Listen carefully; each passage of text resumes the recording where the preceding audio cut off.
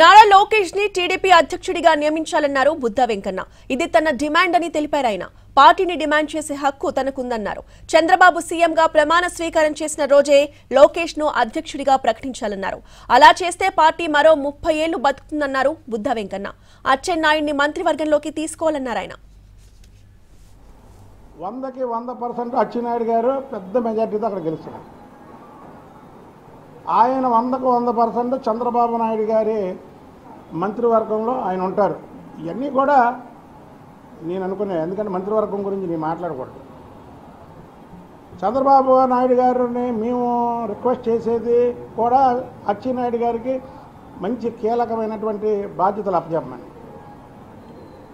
అయితే ఈ సందర్భంగా చంద్రబాబు నాయుడు గారు ఏదన్నా పని చేయడానికి ముందు వెనక ఆలోచిస్తాడు.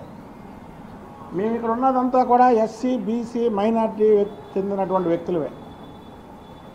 మేము ఏకగ్రీవంగా చెప్తున్నాము, మీరు ఏ రోజైతే ప్రమాణ స్వీకారం చేస్తారో అమరావతిలో అది ప్రభుత్వ అక్కడ ఏర్పాటు చేస్తుంది.